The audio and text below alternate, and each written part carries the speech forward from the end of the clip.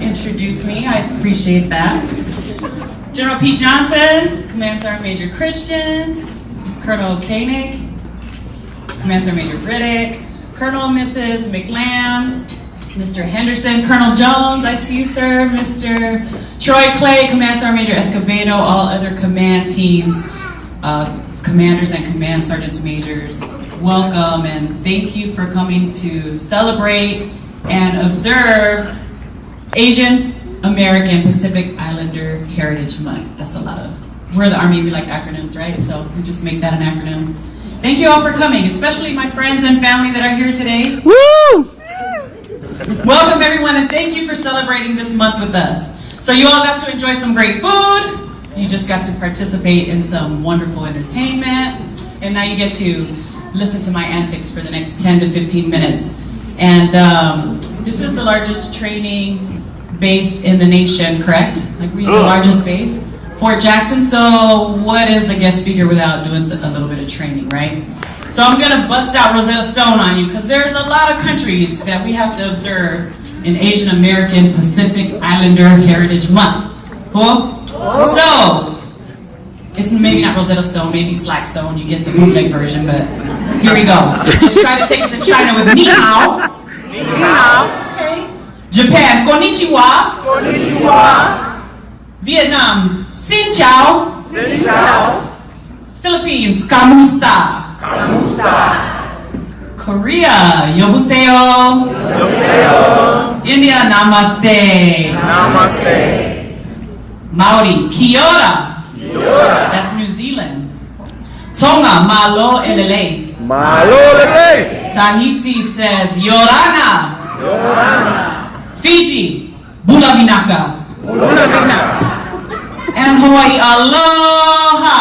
Aloha. Good job, but my favorite is the island of Samoa, Talofa. Talofa. Okay, so what does that translate to in the great state of South Carolina? Hi, y'all.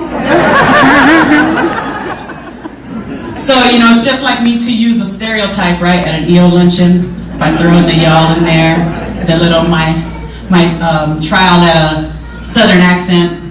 But that's what I want to talk about today, actually, as your guest speaker. I want to talk about how the Army, believe it or not, is the poster child of equal opportunity.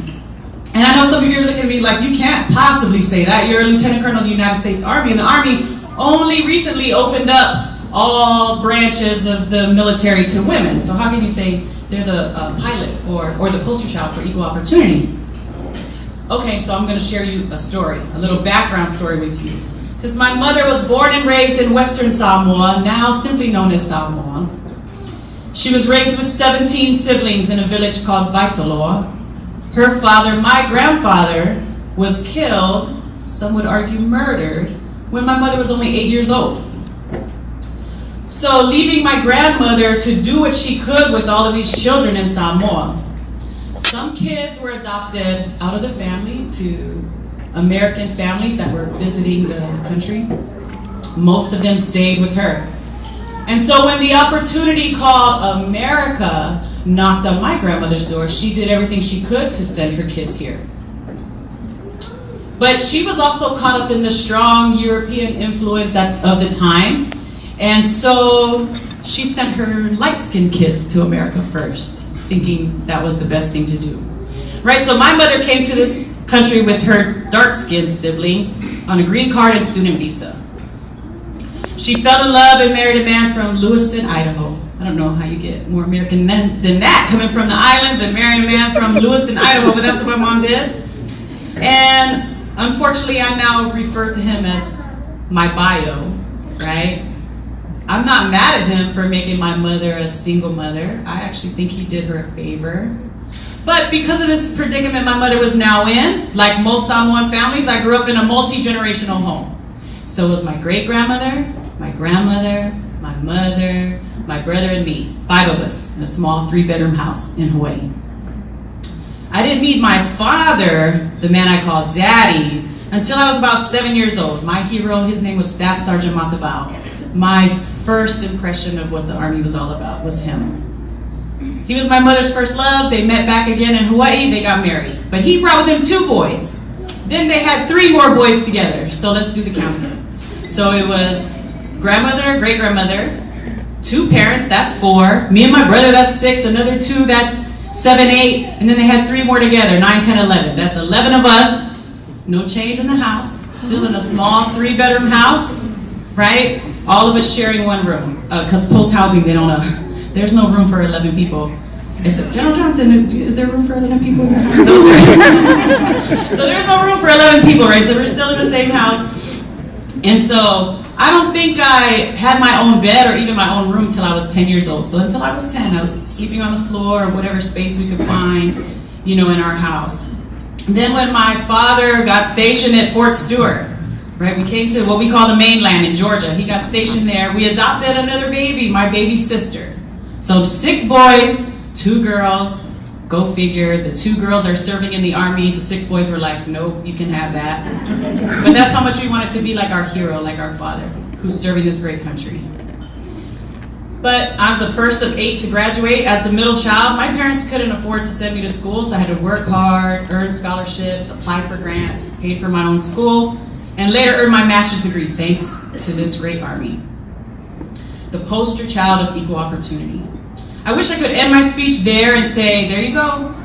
An everyday example of a soldier that came from almost really nothing, was given opportunities after opportunities in the Army, and was able to excel, and here I am today, a Lieutenant Colonel of the United States Army. Unbelievable to me even to this day. I can't believe it.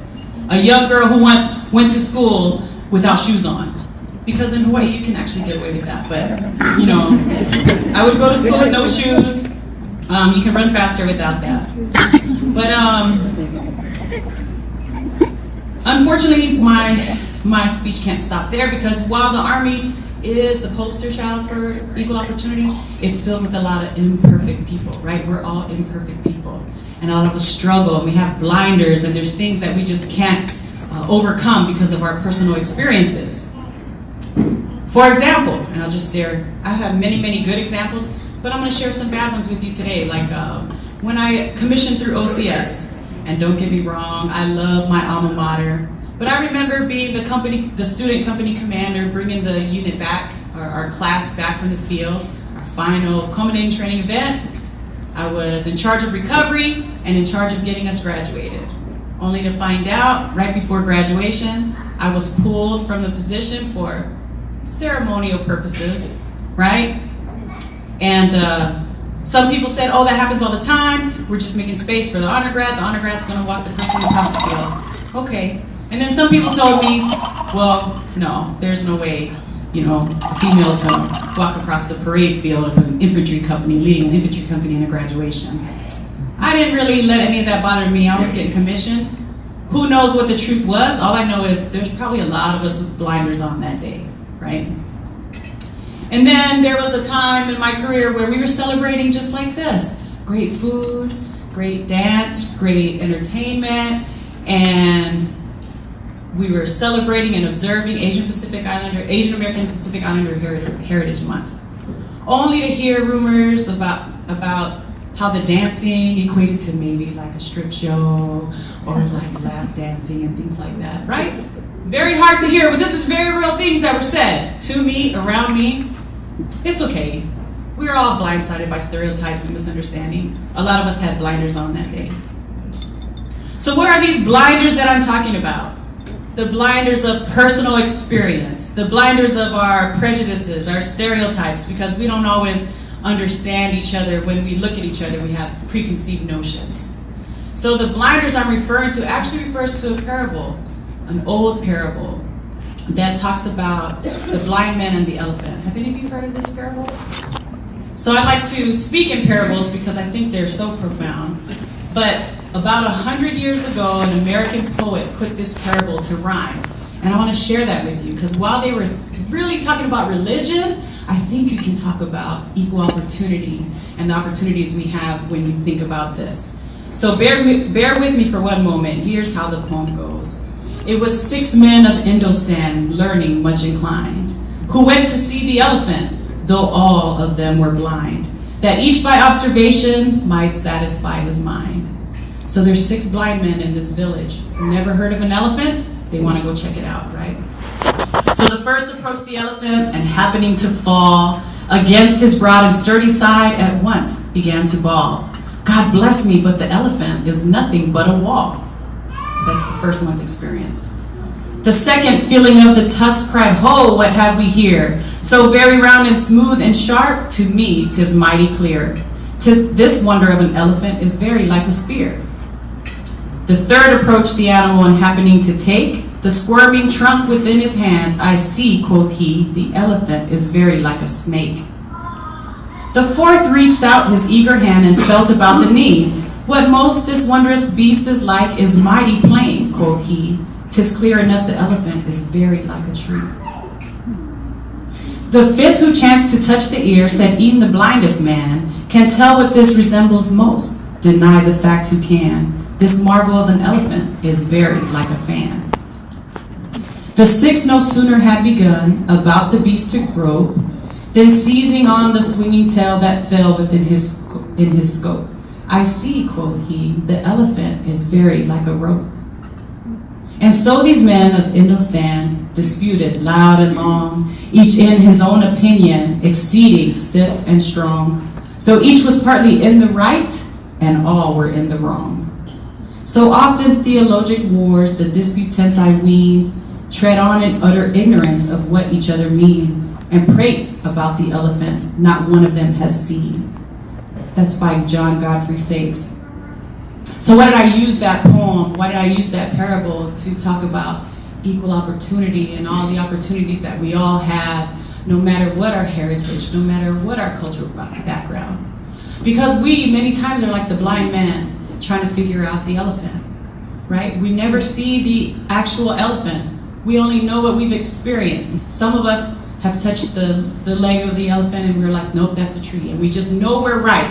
When we look at soldiers, when we look at other people, we have our preconceptions, and we just know that our personal experience is the right way. Well, in this parable, in this poem, it's obvious that you can't deny what they experienced. They all experienced different things. But the truth was still, behind the blinders. They had to remove they were blind men. Their eyes had to be open. They had to be open to see what the elephant was really all about. And that's really what the Army has really done for me, my family, all of you sitting out there. They've provided opportunities that help us to avoid having those blinders on. Sometimes we're imperfect, right? And we have those blinders and we make judgments based off of our own experience because we may have had a bad experience. Right, like the two that I mentioned out of my entire career. Trust me, there have been plenty more where people haven't judged me by the way I look or the way I speak or where I'm from. And I think that's the beauty of the Army. Also, the beauty of the Army is that we're in a location, again, we're in the biggest training installation in the nation. So we know that, hey, some people, they just have to have those blinders on all the time. Well, we can train them. Right? There are things that we can instill in them so that they can go out and they can see the big picture. They can see the big elephant. And so since this is the biggest installation, I know I have some drill sergeants in the crowd, right? Are there any drill sergeants, former and current out there? Who? I've never met a shy drill sergeant. Let me ask that again. Are there any drill sergeants, former and present in the crowd?